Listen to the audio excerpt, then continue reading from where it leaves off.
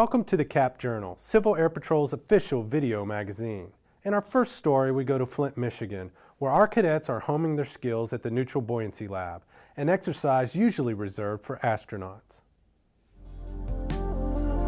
Neutral Buoyancy Lab is a vision of aerospace education member Russ Billings, who's also a NASA teacher astronaut candidate and a physics teacher at Kearsley High School. He brought back from NASA this idea of bringing Neutral Buoyancy Lab into the schools. So what me and my teammates are doing, as well as the rest of the students and cadets that came to this program, was we were training underwater in a pool, just like the NASA astronauts at Johnson Space Center do, under this huge astronaut pool, which they call the Neutral Buoyancy Lab. What they're doing down there is very similar to what we do. We do it in a spacesuit, they're doing it in scuba gear. Other than that, it's very similar. A lot of, if you look at the structure that we have in our Neutral Buoyancy Lab, it's a little more fancy and elaborate because it's identically mocked up to the space station and the space shuttle. But the theory is exactly what they're applying here, and that's with constructing a structure underwater.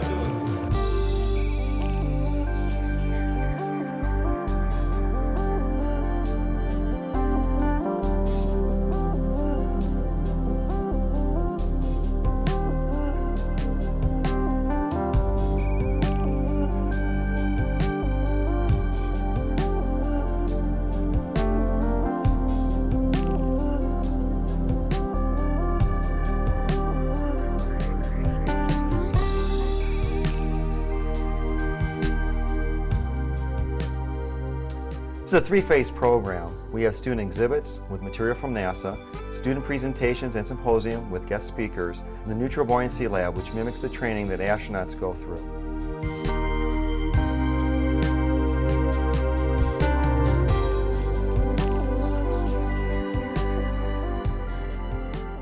Underneath water, we're trying to simulate scientific experiments, teamwork, collaboration, problem solving. Working together as a team, communicating with each other, developing a plan that when they go to actually implement that plan probably won't work exactly as they had briefed it on the surface.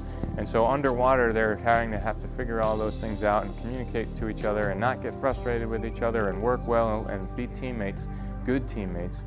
And those skills are really important in life.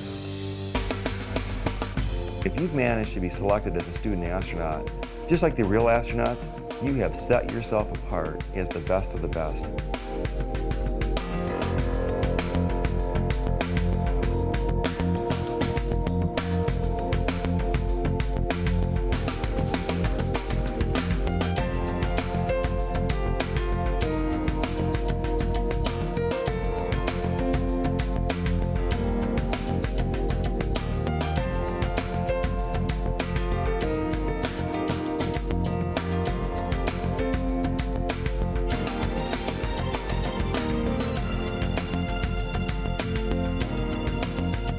For Civil Air Patrol, for our cadets, the Neutral Buoyancy Lab offers a tremendous aerospace opportunity.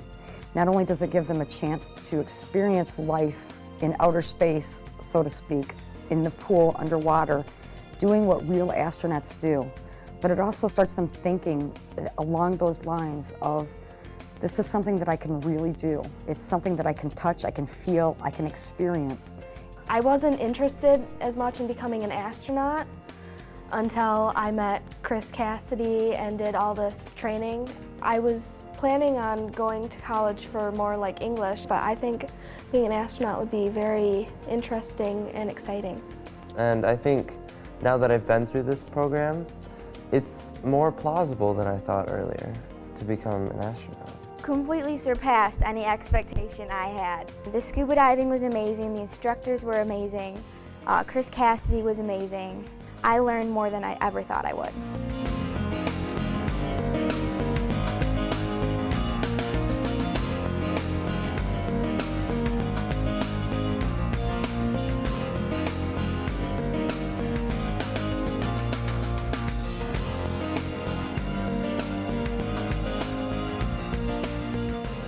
A part of science is discovery. It's striking out new lands. It's going new places, places that we've never been before.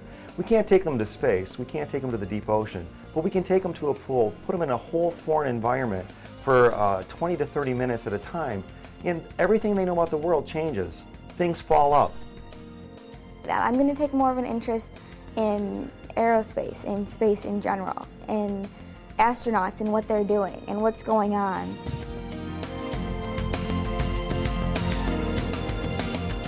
One of the things that we're really excited about having the Civil Air Patrol get involved with the Asset Education Foundation is just the depth and breadth that they add to the experience for everyone that's involved. They bring in their training, their skill set, their discipline, their enthusiasm for aviation and for science. And at the same time, they get a chance to practice those skill sets with a fairly unknowing public. They get a chance to work with other teams in a new and dynamic format, while at the same time increasing their own exposure to the endless opportunities that await for them. This is something that could open up a whole new world of aerospace education all across the country for all of our cadets. The Neutral Buoyancy Lab inspires a new generation of explorers. When we come back, we'll go to Boaz, Alabama, where Civil Air Patrol lifted off its National Junior Cadet Program.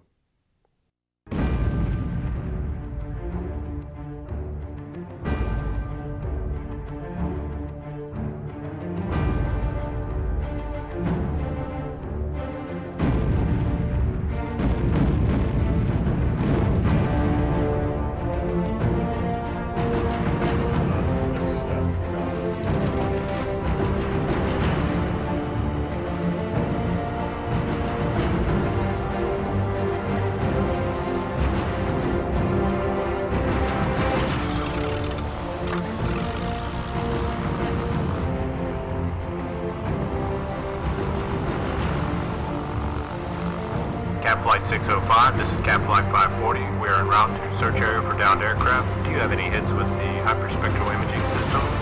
That's affirmative, Cap Flight 540. We have several hits and are sending you those chips and GPS location via email on the sat phone. Roger that, Cap Flight 605. We are downloading that info now and are in the search pattern, ready to use the satellite digital imaging system. Over. Good luck, Cap Flight 540. Cap Flight 605 out.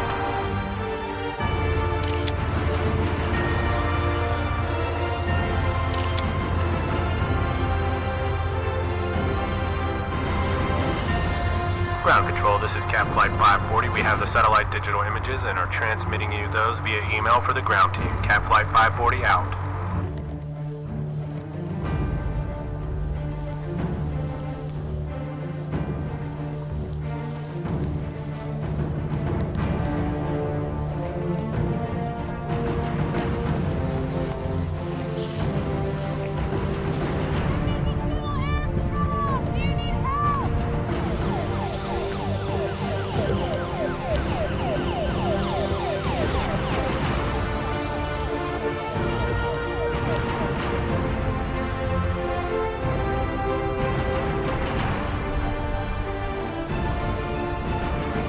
We have confirmed find, over.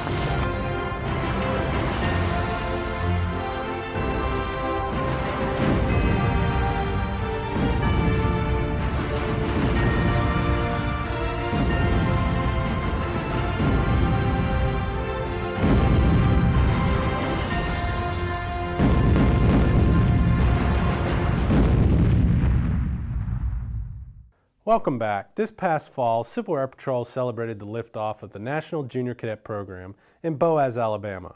This program is being field tested in schools across the nation, emphasizing character education, academics with an aerospace emphasis, leadership opportunities, and physical fitness. The purpose of Civil Air Patrol is to make sure that we are developing responsible citizens for tomorrow. We have looked at Boaz City Schools and the city of Boaz as the epitome of a community that is dedicated and committed to that goal of developing responsible citizens for the future. An important part of the Civil Air Patrol program is their cadet program and their aerospace education program, and that's what we're here talking about today, is the expansion of the aerospace education program down to the younger grades. I think it's going to be great. I think it's going to give kids a little bit of exposure to things about in math and science that maybe they will see the practical applications of those things, so they'll learn that type of things. They'll have the ability to learn how to be good citizens of our country, and who knows, one of these kids might grow up to be an astronaut someday. It's meant a lot to me because I've learned leadership training, teamwork. I've learned a lot from my other cadets, and I've learned a lot from cadets from all over the nation. And I think it's going to help me throughout life. I've learned a lot about emergency services and how to find people through NISA and FTX. They integrate aerospace education into the curriculum so that while they're doing their normal schoolwork, they're also learning about space and the space environment and things about how airplanes fly, and they're also learning a little bit about leadership to prepare them for real CAP and for real life.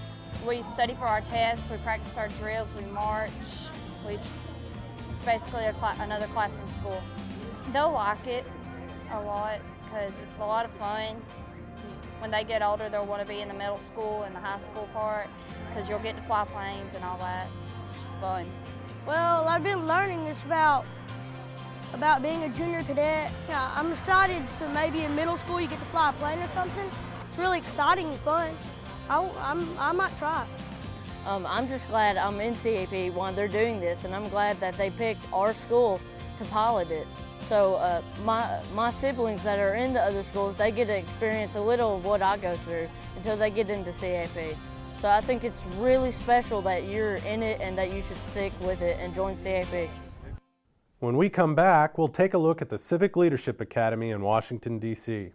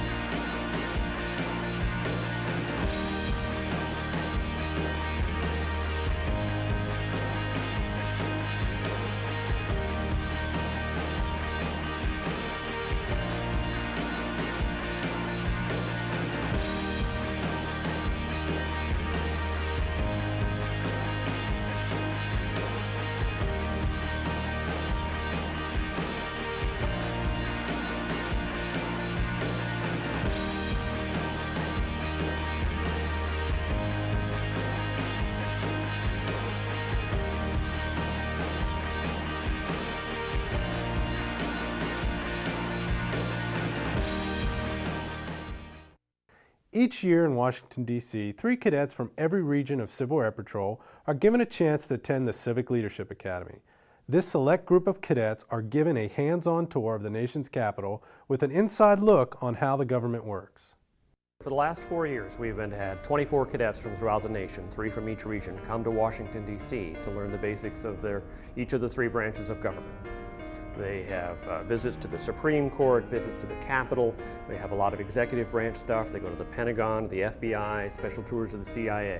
We bring it all together and try to make sure they have a foundation of all 3 branches and the relationship of the civil and military aspects of it. This is the only part of CAP where they can get the inside view of the government. You can go to the other terrific activities, so you see bits and pieces of the Air Force or work on careers. But here is where they can bring it all together and see how the very fabric of our country works, see things in action. The important part to remember is this is the National Cadet Special Activity that's off cycle with the others. Our application period ends sooner than the others. There's a written essay involved. Only 3 cadets from each region can participate. This is perhaps the most competitive national special activity we have. I work on faculty at COS. There's over 100 cadets there, but there's only 24 here. It's a lot harder to get in. You have to be able to write, you have to be able to speak, and think on your feet. This school is an awesome opportunity for cadets to get into Washington, D.C. and actually see firsthand what the government's like. Personally, being from California, we don't have much interaction with the United States government. So being able to come all the way across the country, meet with state representatives, people who work for the State Department, seeing what these jobs are, it's fantastic. I can't wait to get back to my home wing and share the ideas that we actually got here. We've seen a lot of the monuments mainly from distance lately, but we've been able to go up to the United States Supreme Court. We've been able to sit and actually witness one of the cases for a few minutes. We've gone to Congress. We were able to sit in the House of Representatives and look around. Today we got to go to the State Department, and we met quite a few people from the international community that have been all over the world, really. We actually got to sit down with delegates from different parts of the world and some of the ambassadors, their staff, and they were able to talk to us about the different things in Asia, the Middle East, Africa, China. I mean, it was just fantastic. I personally didn't know much about government before I came here. My main study of government included reading books. So this was a great hands-on experience of getting actually inside the government and seeing what they do firsthand, which is always better than reading a book. And I've really enjoyed, I learned better hands-on. So going in and actually getting to see all the different places you hear about, getting to walk around the rotunda, getting to meet important delegates that know a lot about everything, just getting to talk with them one-on-one about different things. Like today, for example, we talked with a foreign service officer for like an hour at lunch, and it was just amazing to hear about her experiences and what her life is like, and it's just been amazing. You want to be involved with the government, you want to know how it works so then you can serve it better. I think it's important that it is selective, because then the cadets that are here are the ones that actually want to be here. Not like, oh, this sounds like fun, let me put in for it. They pick the top 3 of each region, which means it's the cream of the crop. I think it's important. I've heard from cadets like Jackie Brisky. She wouldn't be where she was at right now if it weren't for the experiences she got in CLA and the contacts she made, which furthered her into different experiences. I'm not sure what it's going to do for me, but I've seen firsthand in other people what it's done for them, and I'm excited to be a part of it. Patrick Gowdy lost his life in an aircraft accident, but his passion for aviation will continue on through the creation of the Civil Air Patrol Patrick Gowdy Scholarship Fund. I'm here to honor the Civil Air Patrol, different members, and to present some really deserving cadets with some assistance to learn how to fly. This came about because of my father's accident in 2005, where I personally experienced the generosity and selflessness of the Civil Air Patrol. I got a call about 6 o'clock on a Monday night alerting me of the fact that my dad had not arrived in Tennessee, and he had flown his own plane that day from North Carolina and was missing. And I spent a day and a half, almost 2 days, sitting with the Civil Air Patrol, listening to how they were conducting searches. I talked to different people on the ground at Lumpkin Airport and just really tried to understand exactly what the Civil Air Patrol was doing to help locate my father. I met some extraordinary people through this experience, people that, out of the goodness of their heart, volunteered to help assist my family in a really tragic, horrific situation. I really felt this strong sense of support from an organization that I didn't even know had existed. And that was really important to me, and it's important to me that I continue to acknowledge the work that the Civil Air Patrol does. We've been able to put together the Patrick Gowdy Scholarship Fund, which will enable some really amazing, extraordinary cadets to learn how to fly. And it's just such an exciting time. These kids are so passionate. They make extraordinary sacrifices in their everyday life. They contribute to their community more than I've ever witnessed before. And it's such an amazing experience to be a part of. And I just want to help them make their dreams of flight and aviation come true. It's something that is going to allow me to conquer and accomplish another dream that I've had my goals on and my eyes set on for a long time. And this will make that possible. And I got the letters of recommendation from a few people. I'd gone, teachers and people in Civil Air Patrol. And we sent it in. I prayed, but with so many other qualified people applying, I was actually planning for next year to apply again, and then tonight I was just absolutely floored. I was really surprised and really honored that she picked not only one but two other fellow cadets, and I was really surprised because I know that all the cadets were really deserving for the scholarship. It was really emotional. I was on the mission of her father, and it just brought back the memories of the mission. It just shows that you can really support the community through CAP and help somebody that you don't even know. With a new facility and improved technology, our last story will showcase the new Civil Air Patrol National Operations Center here at Maxwell Air Force Base. The National Operations Center was started several years ago, really about a year or so after 9/11. The National Operations Center basically coordinates all of our counter-drug, homeland security, and now our disaster relief missions for Civil Air Patrol.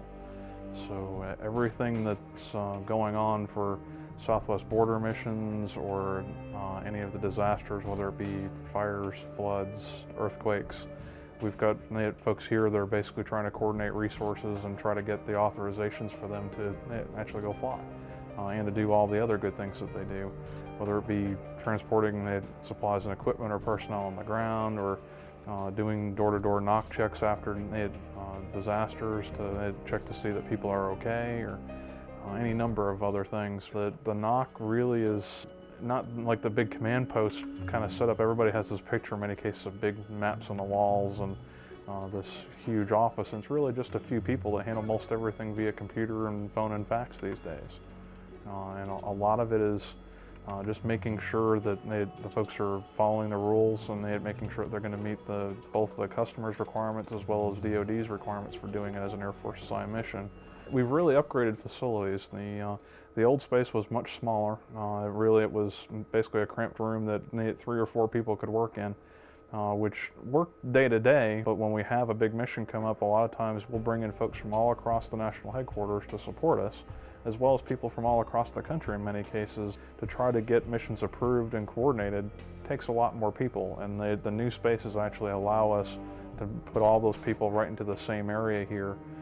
And then as an added bonus, we're not in an area that we have to evacuate. In the past, our National Operations Center had been on the 2nd floor of our main headquarters building. Well, that means that during tornado season, in many cases, we'd have to evacuate our ops center and figure out how to work out of the basement in some cases for extended periods until we could go back up into our main offices.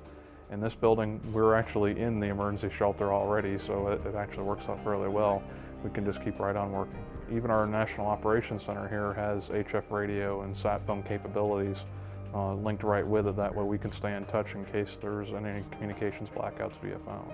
So it allows us to keep things going, and though we never really skipped a beat in the other building, it did make things difficult sometimes, where now we can just keep going and it's not really a problem.